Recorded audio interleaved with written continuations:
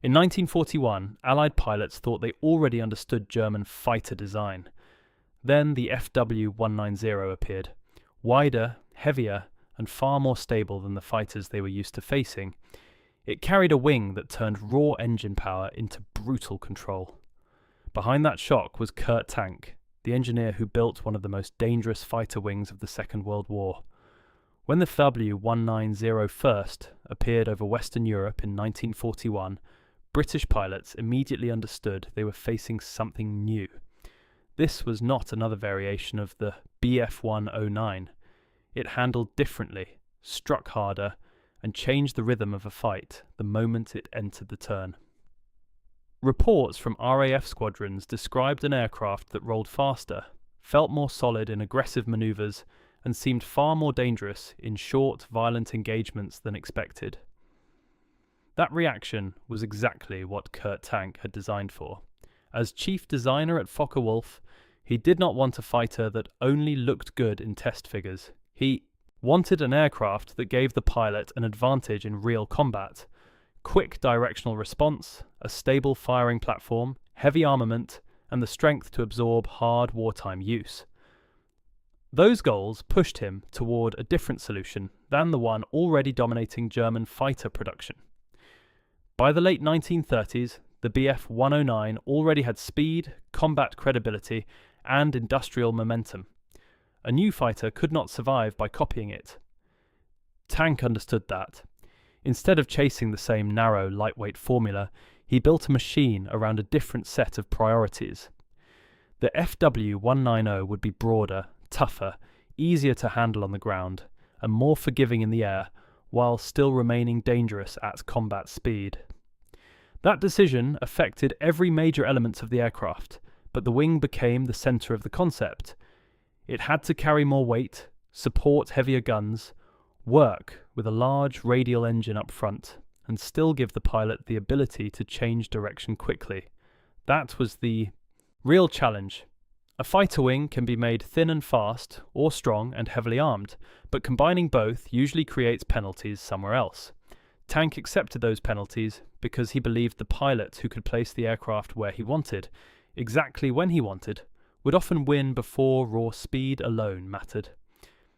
That belief became visible the moment the FW-190 entered combat. Its wing gave the aircraft one of the best roll performances of the war, especially in the kind of fast reversals that decided close-range engagements. In practical terms, that meant a pilot could reposition more quickly, break an enemy's firing solution, and bring guns back onto target before the opponent recovered. The wing also helped make the aircraft a reliable weapons platform. The FW-190 was not just manoeuvrable, it was built to hit hard and stay controllable while doing it. That mattered because air combat in 1941 was no longer only about pure dogfighting elegance. Pilots needed firepower, survivability, and the ability to react instantly under pressure. Kurt Tank's design answered that reality better than many of his opponents expected. The FW-190 did not replace the Bf-109 because it was cleaner or more graceful. It justified itself because it offered a different kind of lethality, built around a wing that transformed power into fast, repeatable combat advantage. For the RAF, that difference became a serious problem. Intelligence officers and test specialists quickly realized this was not a temporary nuisance, but a fighter with real tactical consequences.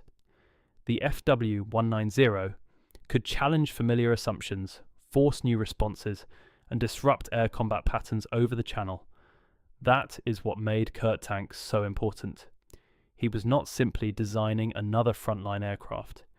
He was reshaping the terms of the fight through a set of deliberate aerodynamic and structural choices centered on the wing.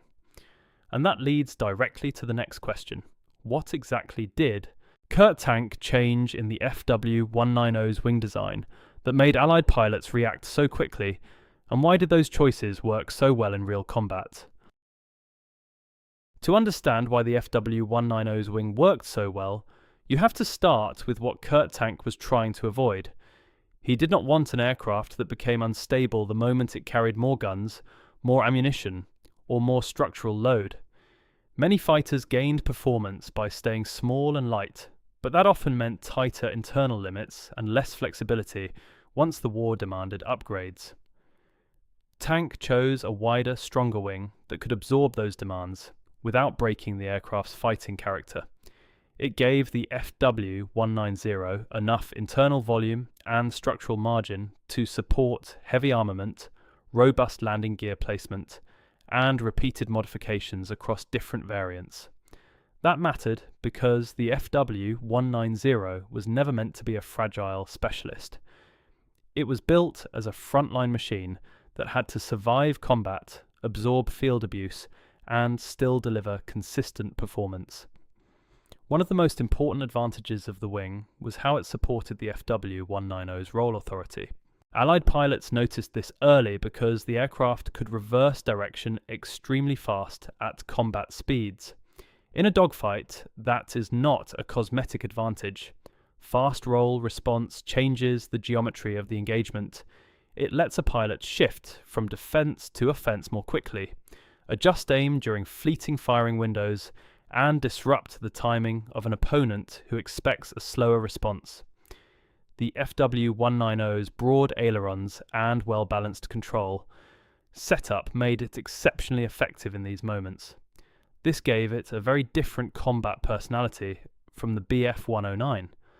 The BF109 could still climb hard and fight vertically, but the FW190 felt more confident in fast, aggressive lateral manoeuvring. That distinction mattered over the Channel, where short encounters, sudden merges, and rapid reversals often decided survival before a longer turning contest ever developed.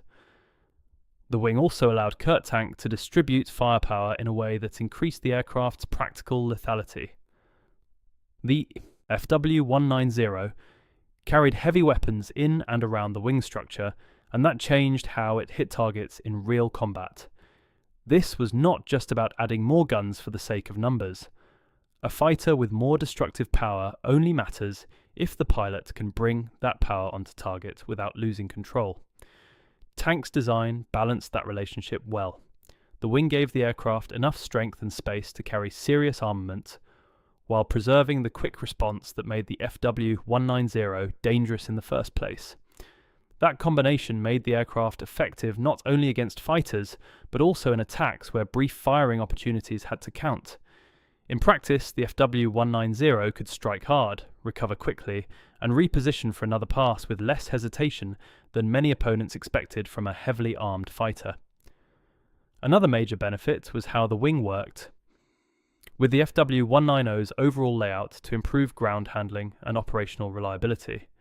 The aircraft's landing gear was wider and more practical than the narrow track arrangement of the BF109, and that was not a minor detail. Wartime air forces did not fight only in perfect conditions from ideal runways. Aircraft had to take off under stress, land damaged, operate from rougher fields, and remain serviceable under pressure. A wing that could support wider gear placement made the aircraft easier to manage during exactly those moments. This is where Kurt Tank's thinking becomes clear. He was not designing for airshow elegance or engineering vanity. He was designing a combat system. The FW190's wing was not deadly because of one magical aerodynamic secret. It was deadly because it solved several operational problems at once: roll response, weapons integration, structural strength, and real-world usability. But every solution creates trade-offs, and in the FW190, those trade-offs would become just as important as its strengths. The FW190's wing was effective because Kurt Tank accepted compromises that many designers tried to avoid. A fighter built for fast roll response, heavy armament, and structural durability would never behave exactly like a lighter machine optimized for a narrower performance envelope. That was the point. Tank did not design the FW190 to win every comparison on paper. He designed it to remain dangerous across the messy reality of wartime combat. The aircraft could feel heavier in certain sustained turning situations, and it did not solve every tactical problem better than its rivals. But in the conditions that mattered most over occupied Europe, where engagements were fast, visibility was limited, and pilots had seconds rather than minutes to act.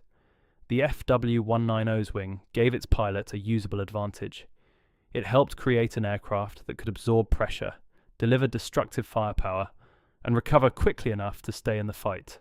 That is why the FW-190 shocked Allied forces so quickly after it appeared. It did not arrive as a revolutionary shape that changed aviation forever in a dramatic public way. It arrived as something more dangerous, a mature combat design that solved real tactical problems better than expected. British pilots did not fear it because it looked advanced. They respected it because it performed with a level of confidence and aggression that disrupted familiar patterns. That effect came from engineering discipline. Kurt Tank understood that a fighter's value was not measured only by speed, climb, or elegance in isolation. It was measured by how efficiently the aircraft converted design decisions into repeated combat results. The wing was central to that formula.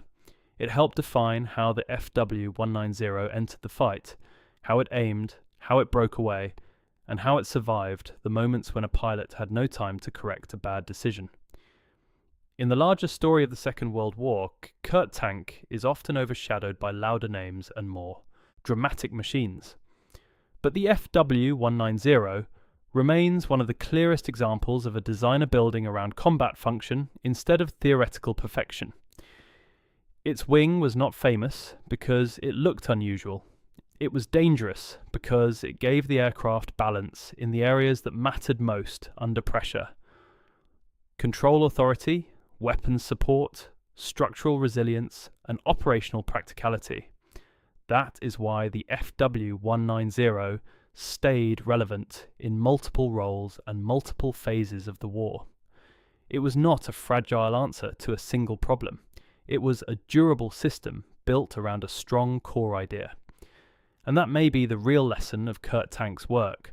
Sometimes the most effective aircraft are not the ones chasing the cleanest numbers, but the ones built around the realities of how pilots actually survive and win. So here's the question. If you had to choose one wing design from the war for pure combat effectiveness, would you take the FW-190's brutal efficiency, the Spitfire's balance, or the P-51's long-range precision?